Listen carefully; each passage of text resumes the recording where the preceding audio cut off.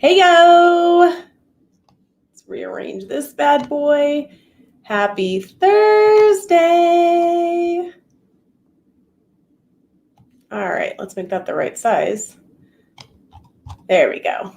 All right, I am early. I just want everyone to note that if you get on, I logged in at 1:58 for multiple reasons. One, we have a lot to talk about today. Two, I was ready. And three, I figured if I log in early, people will get their notifications and people will start logging in. And then maybe we can start actually going over stuff around 2 o'clock instead of, I always like to give people buffers, but there's so much to cover today. So I figured I'd log in a few minutes early. People would start getting those notifications and y'all can, there you go. You started logging on. Boom. You guys are in for a treat today.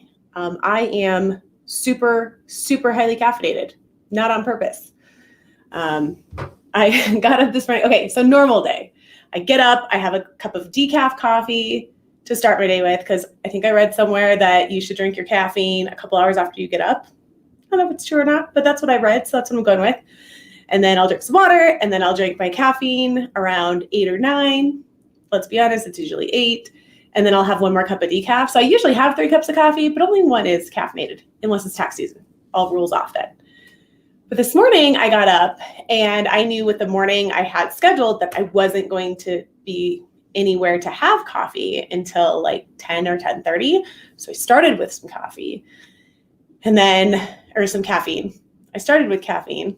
And then I went to breakfast with an associate or with a colleague at like 10:30. And I don't know if there's like hyper caffeinated coffee at restaurants, because the problem comes in that they keep coming up over and topping you off. So you don't really know how many cups you have, right? But I'm pretty sure, first of all, those cups are not even real coffee cups. They're like half coffee cups, right? And I'm pretty sure she only topped me off 3 times when it was like halfway done. So it's only like a couple small cups of coffee. So I don't know. But who knows? But anyway, now I'm like crazy. Let's go. I have a bunch of calls after this and we'll see how those go, because I'm going to be like all sorts of hyper. All right, let me fix my camera just a little bit because I took my shoes off. Okay, there we go. All right. So I'll give everyone just another couple minutes to jump in. Y'all, today we are talking Heroes Act 2.0. We'll get into it, after in a few minutes, but just remember, you're going to keep hearing me say this. It's not passed.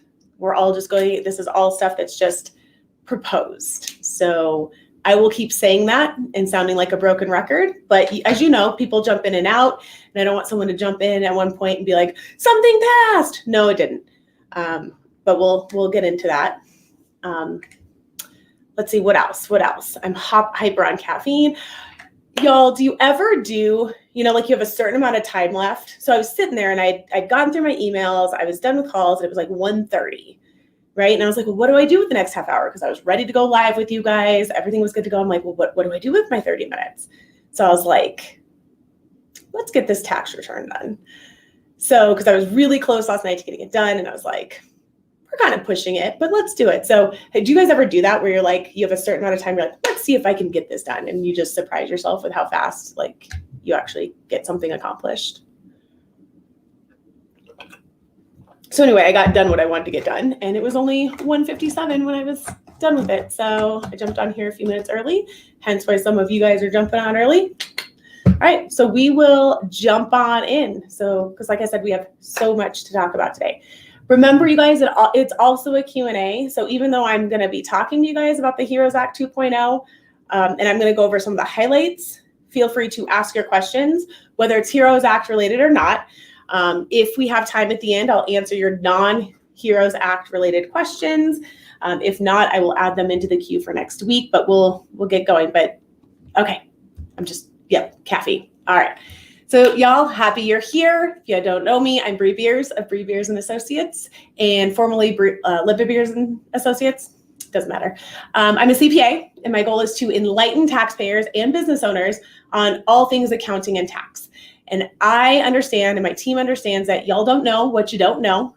Okay, so our team is dedicated to creating all the tools we possibly can to help you shed some light on that uncertainty. So one of our tools is our awesome Facebook community, Money, Taxes, and Finance for Small Business. If you are a business owner and you are not in that group, please, please, please hop on over there and join. We have 2 live sessions every single week. Mondays at 9 a.m. Mountain Standard Time are our normal live training sessions. We talk about the topics y'all ask about most often. And then right here on Thursdays at 2 o'clock Mountain Standard Time, we go over updates from the week and we open it up to live Q&A. We also have tips throughout the week, and it's really a nice community of small business owners to just kind of bring your problems to and your questions, and we answer them for you. If you ever cannot make a live, or if you want to watch a past training that you want to catch up on, all of our past lives are in the video section of that Money, Tax, and Finance group. Otherwise, you can watch pretty much all of them on the YouTube channel. And I like the way you can search in YouTube a little easier than the Facebook group, but you do you, boo. All right, so the $2.2 trillion HEROES Act 2.0 was released by the House on Monday. All right, this was exciting because it's the first piece of anything from either side of Congress we've seen in a couple, like probably about a month. And it's packed full of stuff. It's crazy packed full of things. This morning's news, because I've been keeping up on this, trying to figure out where they are to make sure you guys have the most updated information.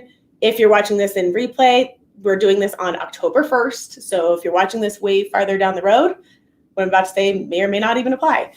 But this morning news said that Pelosi in the House hopes to get the House to vote on and pass the HEROES Act 2.0 today. The White House, their current proposal is a $1.6 million package. All right, so nope. Trillion, sorry, trillion. So they're still quite a bit away, right? So White House, 1.6 trillion. These numbers are insane, you guys. And House, 2.2 trillion. So still pretty far apart. So Mnuchin, who's representing the White House in these negotiations, him and Pelosi are in negotiations. They're still in them today. All right, and they are coming closer. So the HEROES Act was originally 3.4 trillion, and the most recent Senate bill was only 300 billion. So even though they're still $600 billion apart, guys, these numbers are just like incomprehensible. Let's be honest. White House 1.6 trillion, House 2.2 trillion. I think that sounds right. 600 billion apart. I don't know. Okay. Anyway, so they are getting closer is the whole point we're going with. So money is the biggest factor on why they can't agree. They being the White House, the House, and the Senate. Money is the biggest thing they cannot agree on and why they haven't passed anything. Some of the specific areas of contention that are holding up all the other things they do agree with are the funding for state and local government.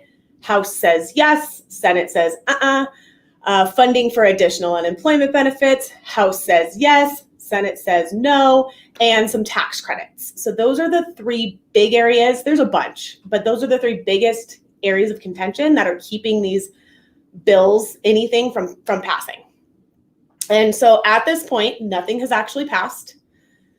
And Congress is set to go on another recess tomorrow, October 2nd. So wish I had as many vacations as congressmen do, but that is neither here nor there. Let's talk about all the items from the HEROES Act. No, we're not going to talk about all the items. We're going to talk about some of the items that I think have a good chance of passing when there's finally a bill that's passed. All right. So first and foremost, we are going to talk about PPP because this is the thing that I'm getting most questions about. Thank you to Jamie Troll. She might be here, she might not be, but she's definitely in the Money, Tax, and Finance group who found this gem. There we go. God, that's probably small for you guys that are on your phones and maybe even on your computers, but it's fine. Go with us. Let's see. Does that help? If you're watching this live, let me know if you want me to go full screen, but otherwise I'll keep it like this.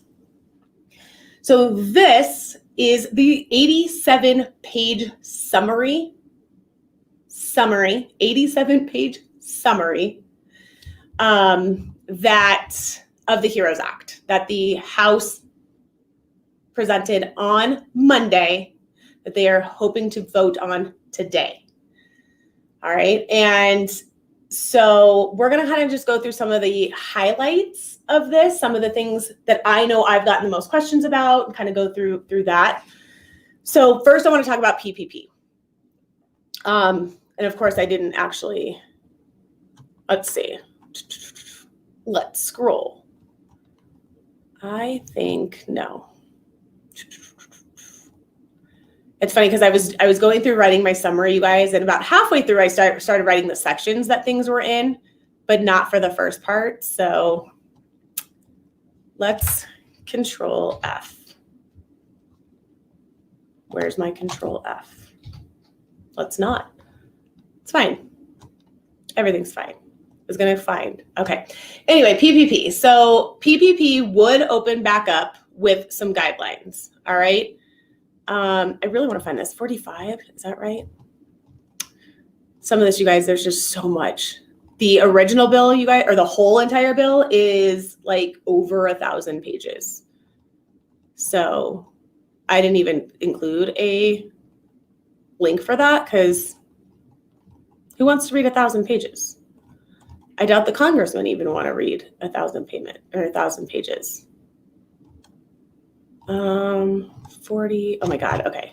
45 has, there's EIDL. Here's PPP. Boom. I found it.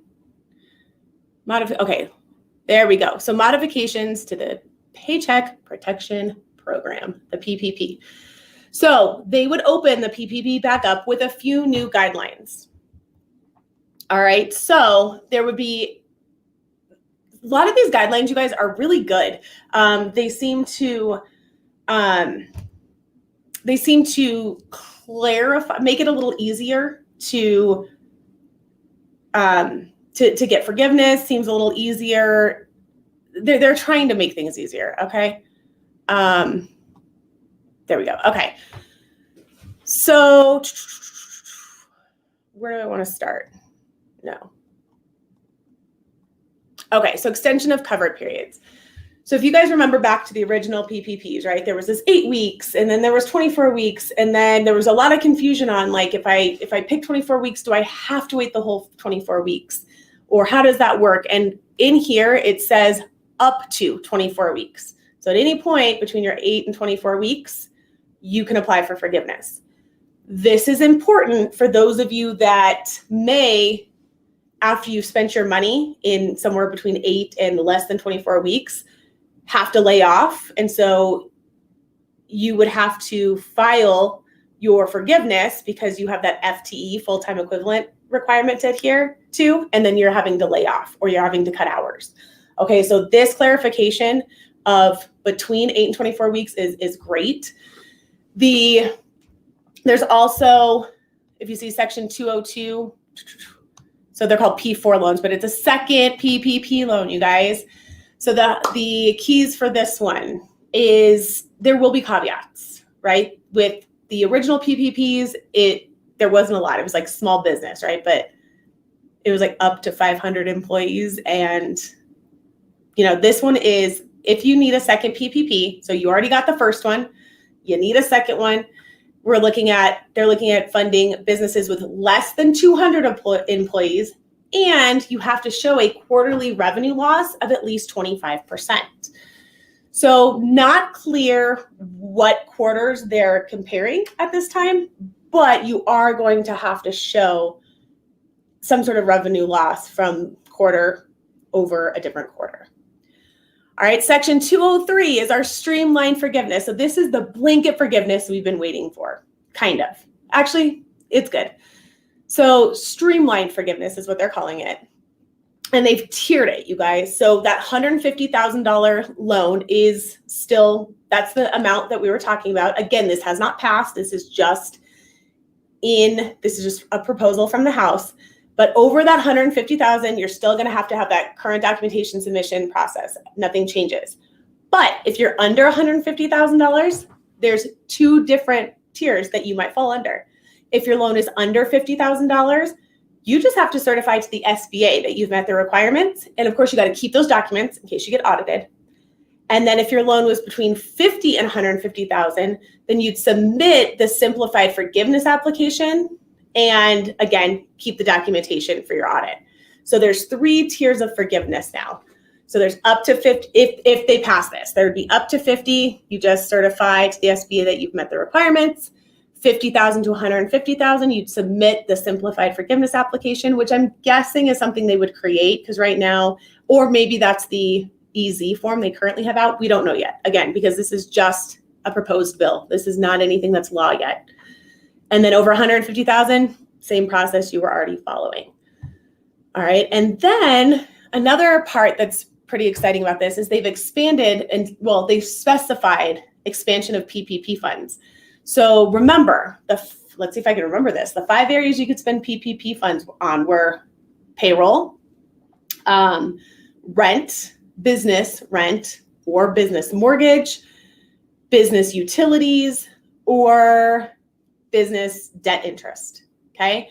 Now they've said you can also spend PPP funds on PPE and supplier costs and costs related to property damage from public disturbances. So that's interesting if that passes.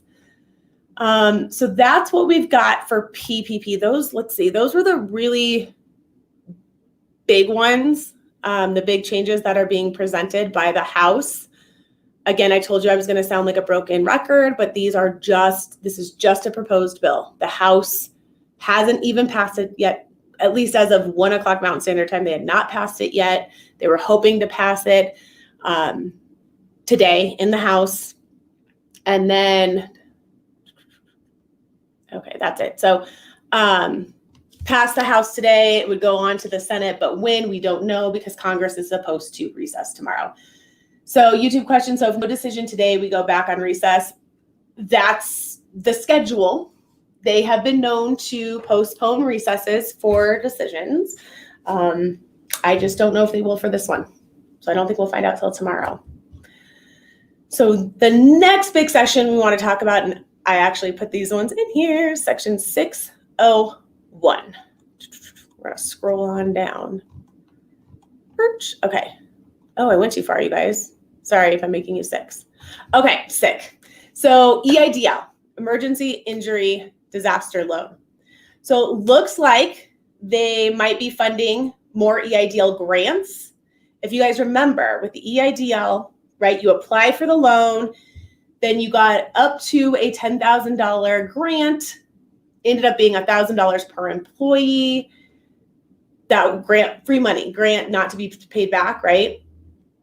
And so it looks like there might be more funding of more grants. It sounds like it's going to be just new EIDLs. It doesn't look like you can get a second grant if you already got the EIDL grant in the first round. All right. But again, no clarification. And again, not really a bill yet, just proposed.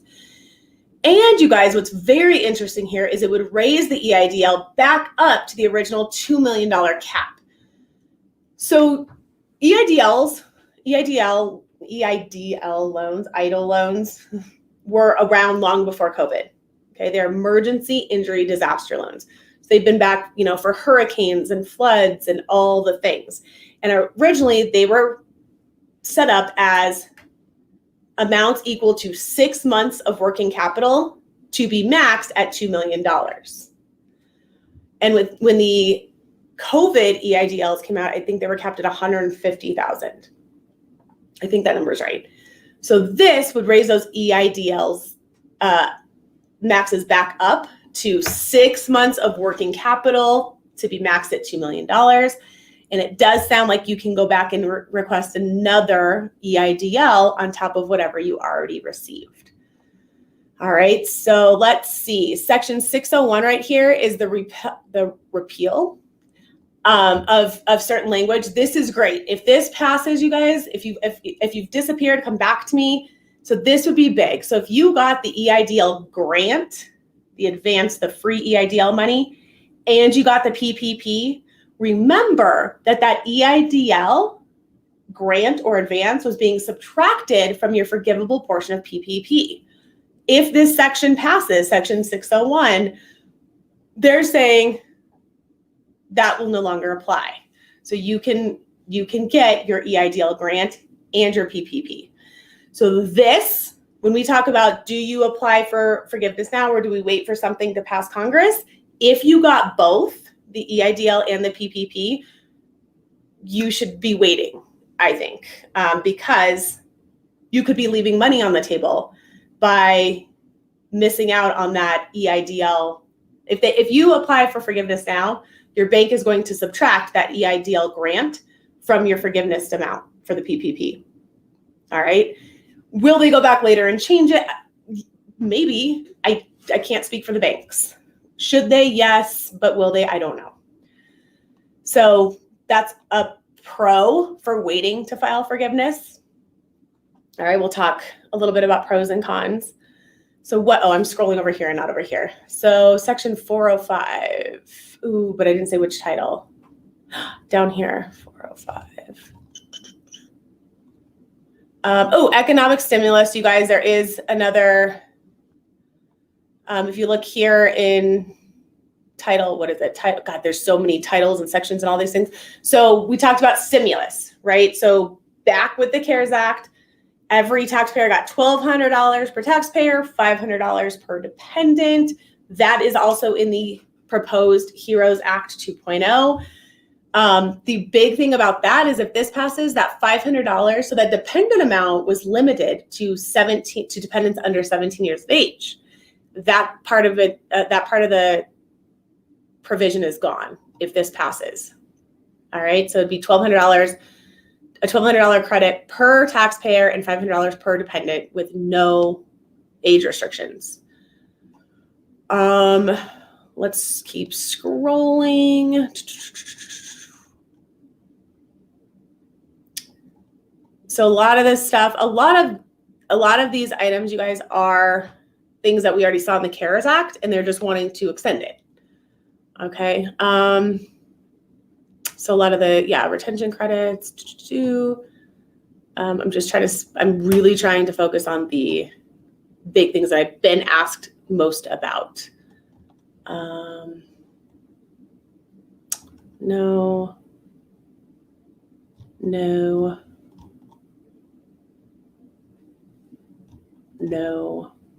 I shouldn't say no. I wonder if that's it. I want to find, the problem is I wrote this section, but each title has sections. So hold on, I'm going to stop making you sick. I'm going to let you guys look at me for just a second. If you guys have questions, now's a great time to ask while I look for this Sba Lifeline Grant that I want to talk about, because I just can't. 45.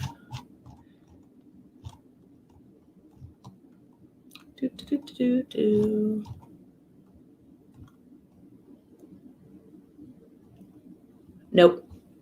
But I'll find that one in a second, you guys. So let me go back to this one real quick. So unemployment benefits, the HEROES Act does want to continue that $600 per week, backdating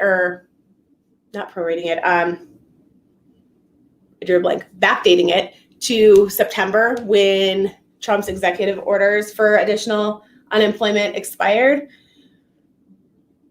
But this is one of those areas of contention we talked about at the beginning, right? The House wants the $600 additional federal compensation, and that's one of the areas where the Senate and even the White House is like, they want little to no unemployment assistance in there.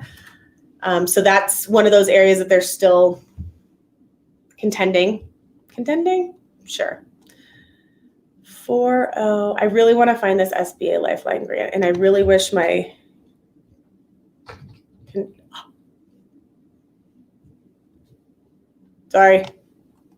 It's fine. I know what I'm doing. I'm totally technologically savvy.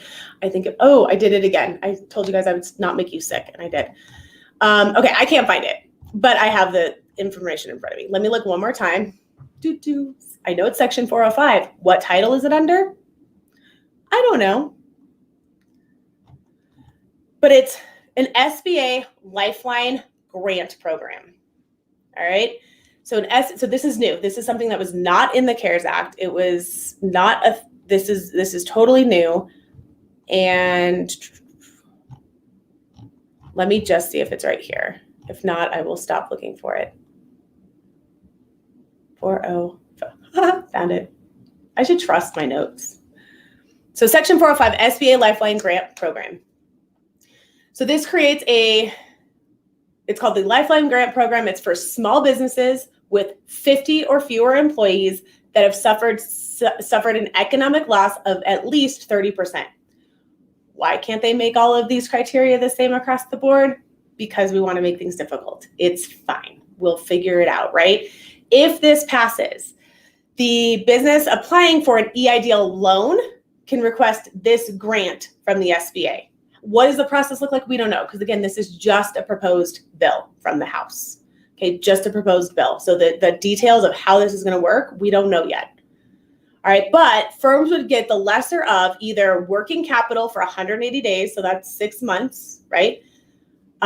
Which is what we just said the Eidl loan is, right? Or $50,000, the lesser of. So the max you can get from this grant program is 50 grand. All right, so working capital, 6 months of working capital under 50 grand, up to 50 grand is what I should say. So these loan proceeds can be used the same way that your Eidl loan can, or it can be used to repay your PPP or your Eidl loans. So that's cool, right? And then if this happens, the grants, so these grants are going to be first come, first serve. There's $40 billion that would be earmarked for this program if it passes. And of that, 20 billion, so half of it is going to be set aside for businesses in specific areas, meaning low-income communities, veteran-owned businesses, entities controlled by an economically disadvantaged individual or a socially disadvantaged individual, and entities affected by the Canadian border closure. So half of those funds would be earmarked for those particular types of businesses. And there's not much to begin with. I mean, $40 billion is a ridiculous amount, right? Like I can't even wrap my brain around that.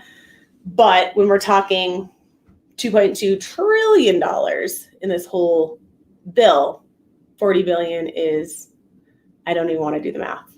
So those are the big things in this proposed HEROES Act 2.0 for the House.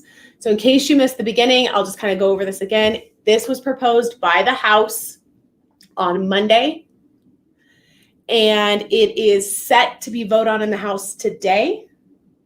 In the meantime, Pelosi from the House and Mnuchin from the White House have been negotiating, the reason that's important, guys, they've been trying to negotiate coming to a deal or coming to an agreement because Mitch McConnell over in the Senate has said if they can come to an agreement, he'll sign off on something. So that's a big deal if it happens. I know a lot of you guys on here are very like, I don't trust anyone, but I'm just telling you what is being told to media outlets from our people in charge. So Pelosi of the House proposed this $2.2 trillion HEROES Act 2.0. Mnuchin has a $1.6 trillion bill of some sort. And so they're talking, if they can come to an agreement, the Senate said, sure, I'll pass it. In the meantime, there's another action going on, and the House is going to vote on the $2.2 trillion HEROES Act 2.0. And if that passes the House today, then it should go on to the Senate to get voted on, which it's not going to pass because I don't know if you know this, but House Democrat controlled, Senate Republican controlled. But what could happen is they might be close enough on things that when it goes to the Senate, they might just be able to tweak some stuff and come to an agreement. I don't know. That all said, Congress is supposed to go on recess tomorrow. So all the things in the air. So let's talk real quick about how this affects you guys. All right, as business owners. So the biggest question that we're coming to, right, is PPP. Do I apply for forgiveness now or do I wait? We are getting a lot of people who got PPPs back in April, May, and had the 8-week covered period, whose banks are now telling them, hey, your time's almost up and payments are already due, because originally it was 6 months, payments started 6 months after you got the money. And so these banks are still going off those old promissory notes.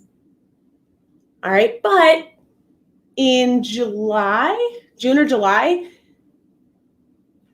it was passed that no, we're going to extend the PPP application process, and we're going to extend that covered period from 8 weeks to 24 weeks, meaning you don't have 8 weeks to spend the money, you have up to 24 weeks to spend it. And then you have 10 months after your covered period ends to actually apply for forgiveness before we start collecting payments from you. So big difference there, right? So big disconnect. So I'm getting so many questions, so many people going, what do I do? What do I do? My bank's telling me I need to make payments. And so I'm like, tell them, you don't have to. Your bank needs to get on top of the new legislation, the new requirements, the new rules, and realize that they cannot, but that's where it's tough, because they're going off the promissory note you signed, right? That says, payments are due 6 months after you got the money. And if you got the money in April, May, June, July, August, September, October, hello, you got money due, right? So it's really important that you're communicating with your banks, all right? The only reason that I would push any of you to hurry along your forgiveness application is the following. And I'll tell you, so I don't think you should hurry it along, because there are things in this PPP or in the HEROES Act, in whatever eventually gets passed, that might help you, right? Maybe it's that blanket forgiveness. Maybe it's the repeal of the Eidl grant going against your PPP forgiven amount. Those are the two big ones, right? But if your problem lies in that as soon as your PPP money runs out, you have to lay people off, or you have to cut hours, and so you no longer will satisfy that FTE, then maybe you need to apply. But that said, there's also safe harbor rules that might save you from that. So all of these questions are why what a perfect segue. All of these questions are why we offer personalized PPP strategy sessions, you guys. We know all this stuff. We're keeping up with it. We're on top of it. I'm here to guide you guys, but every business is different.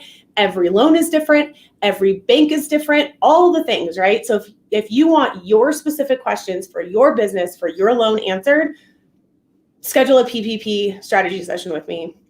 We can talk about your specific business, your specific situation, and get you to a point where you feel comfortable with whatever decision you're making, whether to apply, not to apply, all the things. That link is in the comments, in the description. You can also ask your EIDL questions. You guys, if you have a CPA you love and you're like, I don't want to switch CPAs, that's fine. You can come to me just for a PPP strategy session. You don't have to come work with me. I'm just trying to help as many people get full forgiveness as they can, because I believe if you do this right, everybody should be able to get full forgiveness on their PPP. Okay. But you need to understand, and if you're lost or confused, or there's stuff you're uncertain about, come talk to me. Let me use my hundreds of hours of expertise to help you one-on-one. It's a Zoom meeting. It'll be recorded. You can use it there. And if you are not a DIYer and you're like, I want somebody to do all this work for me, we're doing that for clients too, and non-clients alike. If that's you, then schedule a free consultation with me. We can talk about scope of that, of that engagement, the cost, all that stuff. So just a few things that we've put in place for you guys to help you with these PPP and EIDL questions, issues, situations. So end announcements, you guys, one more 2019 tax deadline. October 15th. October 15th, your C Corp, if you have a C Corp, returns are due, and most importantly, your individual returns are due. Okay, so if you have a Schedule C business, or that's on your individual return, but all of your individual returns, that extended deadline is October 15th. Okay, get your return in, especially if you owe money. All right, if you owe money, don't not file because you can't pay. Because there is a big difference between the failure to pay penalties meaning you filed on time, you just couldn't pay on time, and the failure to file penalties, meaning you just chose not to file because you couldn't pay. All right, so file, the very least file.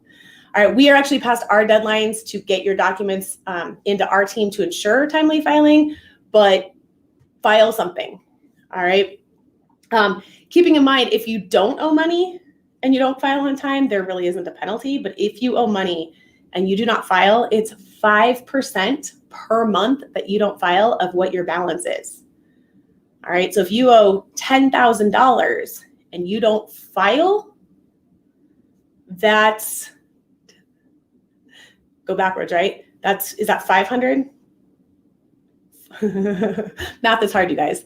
Yes, that's $500 a month you're paying in penalties. Whereas if you file but you don't pay, it's 0.5% per month in penalties. All right, so you cut that down significantly. If you do want to work with us, it's just you're not, 2019 tax returns not your thing, or you're already filed, or we just can't do them. 2020, nobody calls it 2020.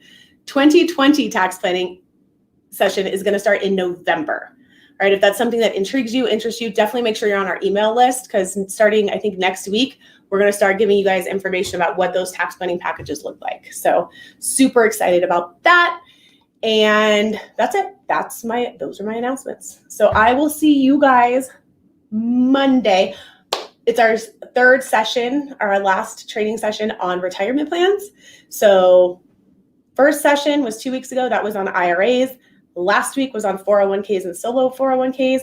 Upcoming Monday is, we called it getting creative, but we're going to kind of look at all the different retirement plans you have, compare and contrast them, and also show you a few other creative ways that you guys can contribute to your retirement and save tax dollars while you do it. So join me then. So hopefully you guys join me, and I will see you, if so, on Monday at 9 a.m. Mountain Standard Time. You guys have a great weekend.